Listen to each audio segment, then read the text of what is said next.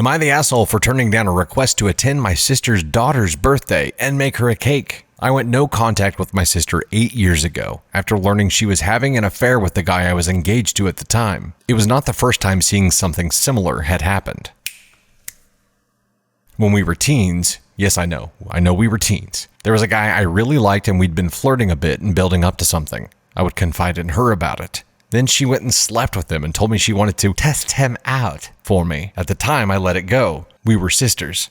I wasn't actually dating the guy, but it stung that she would do that to me and be so casual about it. But we were both young. I met my ex when I was 20. We started dating when I was 22, and he proposed to me after 18 months. We were engaged for a year, had started planning the wedding when I learned that they had been together for 5 months. Not just having sex either, but going out on dates, sneaking around to spend time with each other, sleeping in my bed. She even brought him into my childhood bedroom and had sex with him on my childhood bed while our parents were out of town. She had no remorse about it until I found out. Then she broke down, told me how sorry she was, how she hadn't realized how much it would hurt me. Bullshittery. And that she needed me to forgive her. I told her that I hated her and I wanted nothing more to do with her. She begged and pleaded, even went as far as showing up at my job to try to make me forgive her. Even after she moved him in with her. Yes, I broke up with him too. And he proposed to her. She kept trying. I told her she might be forgiven when she was dead, but to not hold her breath on that. I have no relationship with her anymore and am not open to one. She has 2 or 3 kids with him now. Not sure if they're still together. But her oldest turned 6 recently, and my parents had mentioned how she wanted to know me and how she'd spoken to my sister and everyone would love it if I went to her birthday party, her 6-year-old included.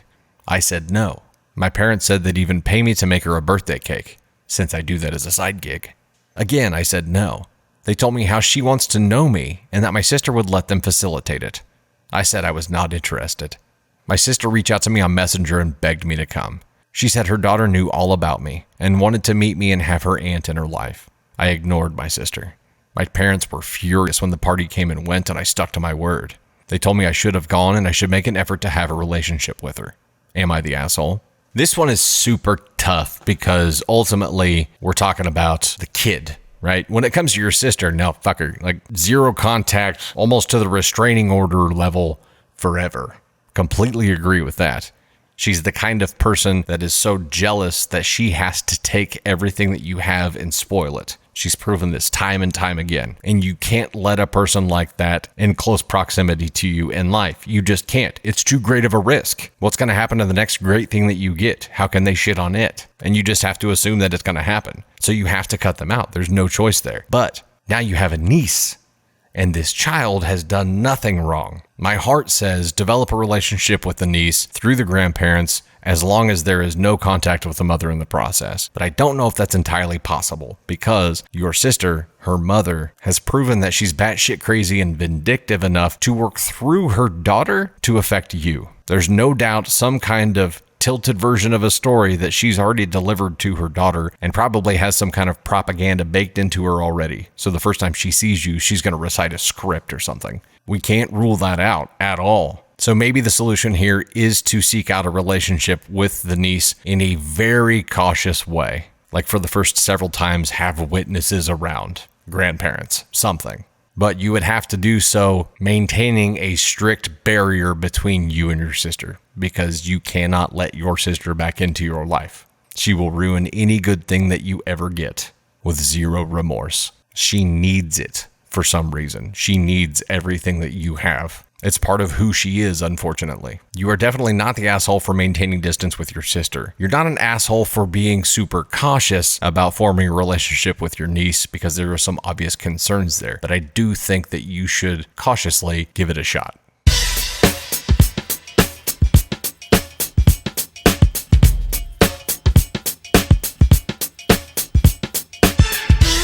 Am I the asshole for evicting my nephew and niece from my apartment after discovering that they were behind the series of prank calls my wife and I received? I, male 38, let my nephew, Nick, 20, and his sister, Sadie, 18, move into my old apartment and stay rent-free to focus on college. This isn't a new thing because I've always been close to them and helped them and their parents, my brother and his deceased wife. a lot. This situation started when my wife and I found out that my wife's pre-existing health issues had made her become infertile. This was so devastating for the whole family, not just us. My wife told me about a series of calls she received via our landline. She said the caller would just play a recording of baby noises and phrases like "mama" every single time. Okay, this is beyond fucked up. Like, I'm angry now. We'd get at least 4 to 5 calls a day, and I've listened to the last 2 of them. All had the same baby sounds. We figured it was someone mocking my wife's fertility issues, but didn't know who it was because we've told a lot of people about it. I'm seriously getting pissed. I told my friend about it, and he was able to identify the caller as my nephew Nick,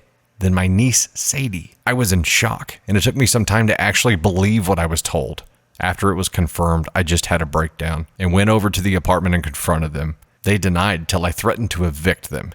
They said they did this as a prank that was directed at my wife and not me. Doesn't fucking matter. And that they thought it was to get her to laugh or something. 100% bullshittery. I called them fucking idiots because not only my wife didn't laugh, but she cried her eyes out every time we got those awful prank calls. And they fucking knew that was going to happen. There's no way they didn't know that. I told them I want them out of my fucking apartment and gave them eviction papers. They freaked out and started pleading with me till I left.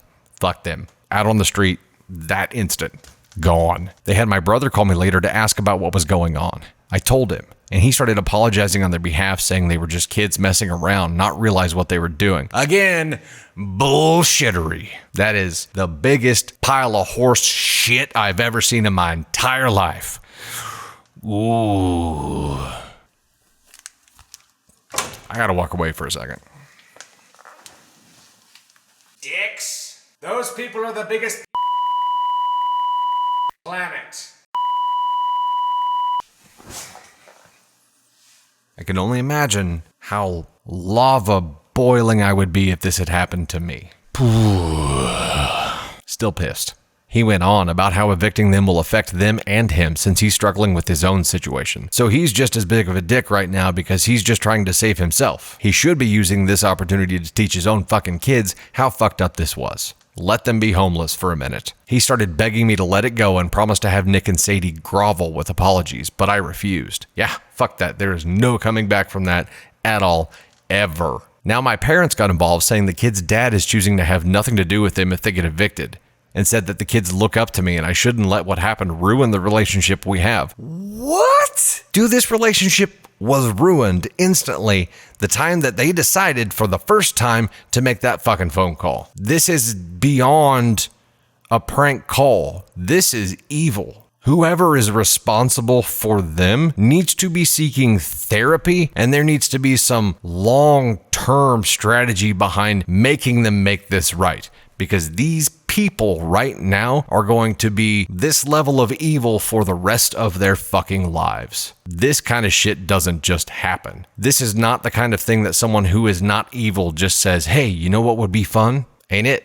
And of course, of all the times for me to wear this, fun kids show shirt is the time when it's this level of just bullshit. If I was this fucking man, I would have taken these kids right then. Not even peck, beg, throw shit out window, tell them to get the fuck out, bring police to house, make sure they do not re-enter. The amount of pain these little shits inflicted is unforgivable. Man, I don't know what to say except for I'm sorry that evil touched your life. That's it. I think that's all I can say, man. There's nothing funny about this. There's no Moira take on this. This is just evil, and I am angry for you.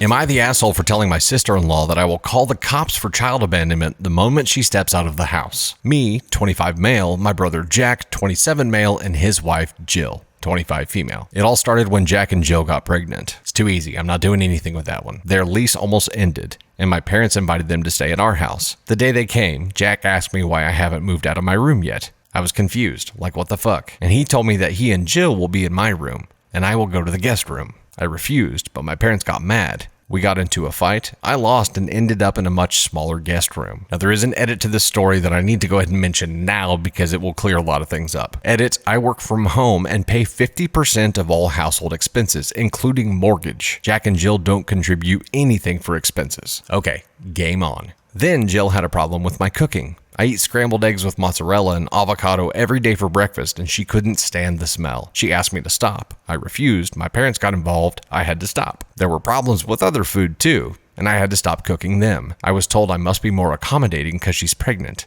Like that's my problem. Then Jill started to boss me around. We were alone for 8 hours while my parents and Jack worked. She obviously thought I would be her personal maid. I refused. She threw a temper tantrum, like always, and I again had a big fight with Jack and my parents. I was told that she had a high-risk pregnancy and was on bed rest, and that I'm an asshole for not helping her. I told Jack that he knocked her up, it's his responsibility. I stood my ground, and in the end, Jill's cousin came to help her sometimes. Then Jill gave birth to my nephew. I congratulated them when they came home, and that is it. I don't like babies, so I mostly keep to myself now. But that doesn't stop Jill to ask for favors. Please watch the baby while I take a quick shower. Please watch it while I make myself some food, etc. Duty called the baby it.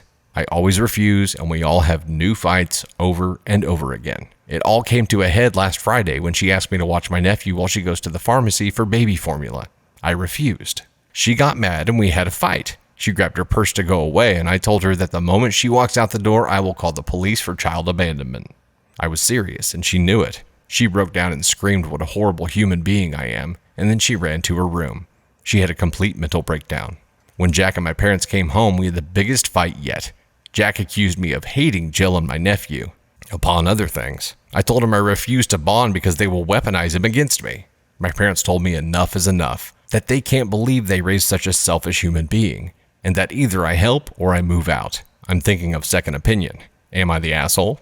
Okay, remember we had the edit where he clarifies that he works from home and pays 50% of everything including the mortgage. And this is where my opinion initially defaults to. He pays half of everything. He should get a say. He didn't even know that they were moving in. No one consulted him about that. He should have had some say in that. And since he pays for half of everything, think of this like a roommate situation. Two of the roommates are paying for everything. One of them invites another person to come live with them without having to pay anything, and then the other one that is paying for things that didn't know they were coming starts getting bossed around and asked to do a bunch of shit they don't want to do. Without the family element involved, this guy is clearly not the asshole, and the parents are, for making this situation happen in the first place. The wife and OP obviously have some beef. And I don't know why the wife wouldn't just take the baby with her to the pharmacy. It's obviously easier if you have someone there that can watch the kid while you do that because it is more complicated to take a baby out, but she's got to get used to it. Having a baby can't stop you from living unless there's some condition that the baby can't go out for. Assuming there is none of that,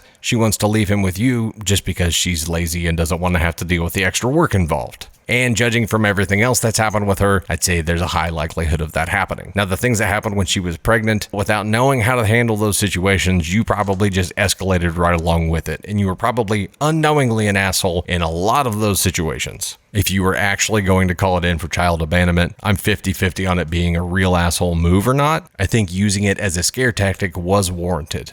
You're standing up for yourself and drawing a line. You've drawn it over and over and over again. And guess what? She and your brother are like the guy who ended up sleeping on the couch in the apartment who doesn't pay for anything. They don't really get to give other people jobs, and they don't get a vote. If your parents want to lower the amount that you're paying to reflect the decreased vote that you actually have, then that's your choice, and you can decide to accept that and to have a smaller vote and to deal with that bullshit. Or knowing that you're paying 50% of all household expenses and this is an extremely uncomfortable situation, dude, just fucking move out. At some point, standing your ground and fighting this fight over and over again is just choosing to do battle and be an asshole based on principle when you could just move out. And unless your parents need you to be paying that extra 50%, you can just tell them that your brother needs to be paying that 50%. Move out. That's the easiest solution to all of this.